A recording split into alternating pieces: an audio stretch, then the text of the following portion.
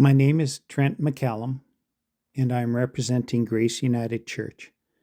Today's reading is from Exodus, chapters 15 to 18, and I will be reading from the New International Version of the Bible. Chapter 15. Then Moses and the Israelites sang this song to the Lord. I will sing to the Lord, for he is highly exalted, both horse and driver. He is hurled into the sea. The Lord is my strength and my defense. He has become my salvation. He is my God, and I will praise him, my father's God, and I will exalt him. The Lord is a warrior.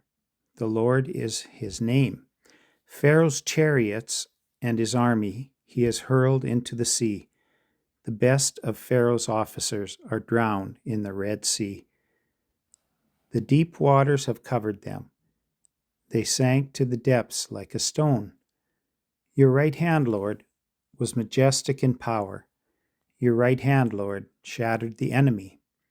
In greatness of your majesty, you threw down those who opposed you. You unleashed your burning anger. It consumed them like stubble. By the blast of your nostrils, the waters piled up. The surging waters stood up like a wall. The deep waters congealed in the heart of the sea. The enemy boasted, I will pursue, I will overtake them. I will divide the spoils, I will gorge myself on them. I will draw my sword, and my hand will destroy them. But you blew with your breath, and the sea covered them. They sank like lead in the mighty waters. Who among the gods is like you, Lord? Who is like you, majestic in holiness, awesome in glory, working wonders? You stretch out your right hand, and the earth swallows your enemies. In your unfailing love, you will lead the people you have redeemed. In your strength, you will guide them to your holy dwelling. The nations will hear and tremble. Anguish will grip the people of Philistia. The chiefs of Edom will be terrified. The leaders of Moab will be seized with trembling. The people of Canaan will melt away. Terror and dread will fall on them.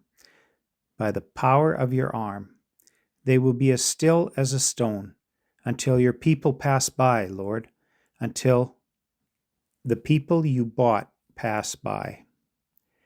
You will bring them in and plant them on the mountain of your inheritance, the place, Lord, you made for your dwelling, the sanctuary, Lord, your hands established. The Lord reigns forever and ever. When Pharaoh's horses, chariots, and horsemen went into the sea, the Lord brought the waters of the sea back over them. But the Israelites walked through the sea on dry ground. Then Miriam, the prophet, Aaron's sister, took a timbrel in her hand, and all the women followed her with the timbrels and dancing. Miriam sang to them, Sing to the Lord, for he is highly exalted, both horse and driver, he is hurled into the sea. Then Moses led Israel from the Red Sea, and they went into the desert of Shur. For 3 days they traveled in the desert without finding water. When they came to Marah, they could not drink its water because it was bitter. That is why the place is called Marah. So the people grumbled against Moses, saying, What are we to drink? Then Moses cried out to the Lord, and the Lord showed him a piece of wood. He threw it into the water, and the water became fit to drink. There the Lord issued a ruling and instruction for them and put them to the test. He said, If you listen carefully to the Lord, your God, and do what is right in his eyes, if you pay attention to his comrades and keep all his decrees, I will not bring on you any of the diseases I brought on the Egyptians, for I am the Lord who heals you. Then they came to Elim, where there are 12 springs and 70 palm trees, and they camped there near the water. Chapter 16. the whole Israelite community set out from Elim and came to the desert of Sin, which is between Elim and Sinai, on the 15th day of the second month after they had come out of Egypt. In the desert, the whole community grumbled against Moses and Aaron. The Israelites said to them, "If only we had died by the Lord's hand in Egypt. There we sat around pots of meat and ate all the food we wanted. But you have brought us out into this desert to starve this entire assembly to death." Then the Lord said to Moses, "I will rain down bread from heaven for you. The people are going to go out each day and gather enough for that day. In this way I will test them and see whether they will follow my instructions. On the 6th day, they are to prepare what they bring in, and that is to be twice as much as they gather on the other days. So Moses and Aaron said to all the Israelites, "In the evening you will know that it was the Lord who brought you out of Egypt, and in the morning you will see the glory of the Lord, because he had heard your grumbling against him. Who are we that you should grumble against us?" Moses also said, "You will know that it was the Lord when he gives you meat to eat in the evening and all the bread you want in the morning, because he has heard your grumbling against us. You are not grumbling against us, but against the Lord." When Moses told Aaron, "Say to the entire Israelite community, 'Come before the Lord, for he has heard your grumbling.'" While Aaron was speaking to the whole Israelite community, they looked toward the desert, and there was the glory of the Lord appearing in a cloud. The Lord said to Moses, "I have heard the grumbling of the Israelites. Tell them, at twilight you will eat meat, and in the morning you will be filled with bread. Then you will know that I am the Lord your God." That evening quail came and covered the camp, and in the morning there was a layer of dew around the camp. When the dew was gone, thin flakes like frost on the ground appeared on the desert floor. When the Israelites saw it, they said to each other, "What is it?" For they did not know what it was. Moses said to them, "It is the bread the Lord has given you to eat. This is what the Lord has commanded. Everyone is to gather as much as they need. Take an omer for each person you have in your tent." The Israelites did as they were told. Some gathered much, some little. And when they measured it by the omer, the one who gathered much did not have too much, and the one who gathered little did not have too little. Everyone had gathered just as much as they needed. When Moses said to them, "No one is to keep any of it until morning." However, some of them paid no attention to Moses, and they kept part of it until morning. But it was full of maggots and began to smell, so Moses was angry with them. Each morning everyone gathered as much as they needed, and when the sun grew hot, it melted away. On the 6th day, they gathered twice as much, 2 omers, for each person. And the leaders of the community came and reported this to Moses. He said to them, "This is what the Lord commanded. Tomorrow is the day of Sabbath rest, a holy Sabbath to the Lord. So bake what you want to bake and boil what you want to boil. Save whatever is left and keep it until morning." So they saved it until morning, as Moses commanded, and it did not stink or get maggots in it. "Eat it today," Moses said, "because today is a Sabbath to the Lord. You will not find any of it on the ground today. 6 days, 6 days you are to gather it, but on the 7th day, the Sabbath, there will not be any." Nevertheless, some of the people went out on the 7th day to gather it, but they found none. Then the Lord said to Moses, "How long will you refuse to keep my commands and my instructions?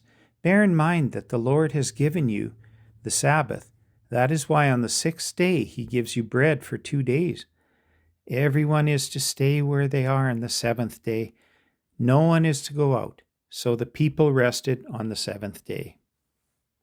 The people of Israel called the bread manna. It was white like coriander seed and tasted like wafers made with honey. Moses said, "This is what the Lord has commanded. Take an omer of manna and keep it for the generations to come, so they can see the bread I gave you to eat in the wilderness when I brought you out of Egypt."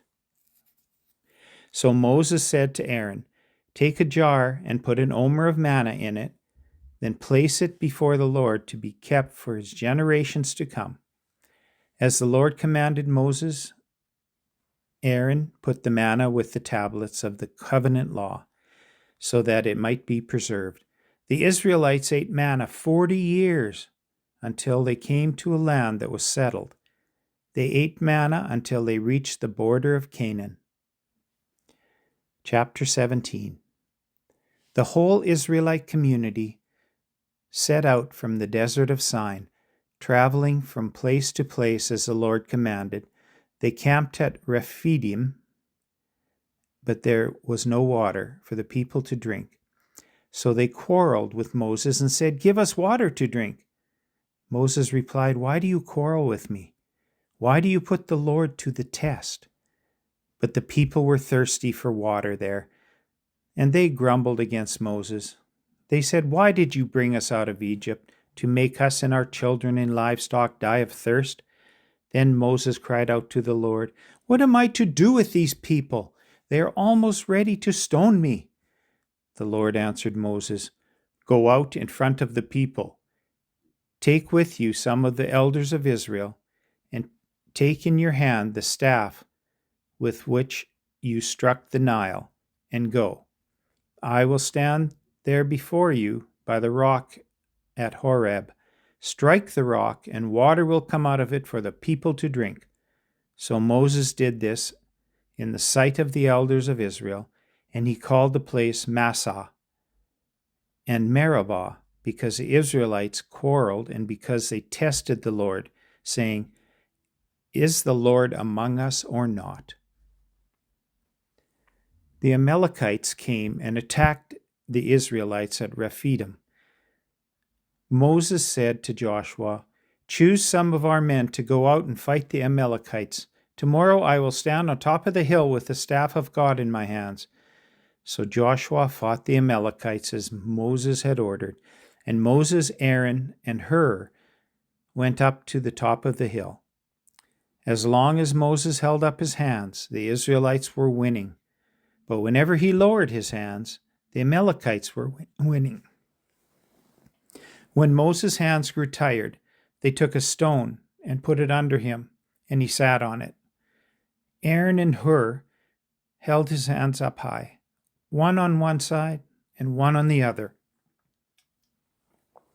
so that his hands remained steady until sunset. So Joshua overcame the Amalekite army with the sword. Then the Lord said to Moses, "Write this on a scroll as something to be remembered, and make sure that Joshua hears it, because I will completely blot out the name of Amalek from under heaven." Moses built an altar and called it, "The Lord is my banner," he said, because hands were lifted up against the throne of the Lord, and the Lord will be at war against the Amalekites from generation to generation. Chapter 18. Now Jethro, the priest at Midian and father-in-law of Moses, heard of everything God had done for Moses and for his people, Israel, and how the Lord had brought Israel out of Egypt. After Moses had sent away his wife Zipporah, his father-in-law Jethro received her and her 2 sons. One son was named Gershom, for Moses said, "I have become a foreigner in a foreign land." And the other was named Eliezer, for he said, "My father's God was my helper. He saved me from the sword of Pharaoh." Jethro, Moses' father-in-law, together with Moses' sons and wife, came to him in the wilderness, where he was camped near the mountain of God. Jethro had sent word to him, I, your father-in-law Jethro, am coming to you with your wife and her 2 sons. So Moses went out to meet his father-in-law and bowed down and kissed him. They greeted each other and then went into the tent. Moses told his father-in-law about everything the Lord had done to Pharaoh and the Egyptians for Israel's sake, and about all the hardships they had met along the way, and how the Lord had saved them. Jethro was delighted to hear about the good things the Lord had done for Israel in rescuing them from the hand of the Egyptians.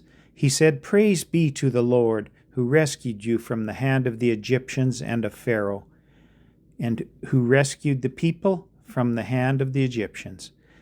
Now I know that the Lord is greater than all other gods, for he did this to those who had treated Israel arrogantly. Then Jethro, Moses' father-in-law, brought a burnt offering and other sacrifices to God.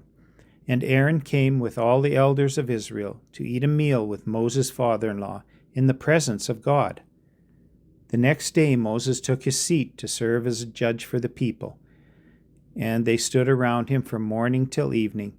When his father-in-law saw all that Moses was doing for the people, he said, What is this you're doing for the people? Why do you alone sit as judge? Will all these people stand around you from morning till evening? Moses answered him, Because the people came to me to seek God's will. Whenever they have a dispute, it is brought to me, and I decide between the parties and inform them of God's decrees and instructions. Moses' father-in-law replied, What you are doing is not good. You and these people who come to you will only wear yourselves out. The work is too heavy for you. You cannot handle it alone. Listen now to me, and I will give you some advice, and may God be with you. You must be the people's representative before God and bring their disputes to him. Teach them his decrees and instructions, and show them the way they are to live, and how they are to behave. But select capable men from all the people, men who fear God, trustworthy men who hate dishonest gain, and appoint them as officials over thousands, hundreds, and fifties, and tens. Have them serve as judges for the people at all times, but have them bring every difficult case to you. The simple cases they can decide themselves. That will make your load lighter, because they will share it with you. If you do this, and God so commands, you will be able to stand the strain, and all these people will go home satisfied. Moses listened to his father-in-law and did everything he said. He chose capable men from all Israel and made them leaders of the people, officials over thousands, hundreds, fifties, and tens. They served as judges for the people at all times. The difficult cases they brought to Moses, but the simple ones they decided themselves. Then Moses sent his father-in-law on his way, and Jethro returned to his own country. The word of the Lord.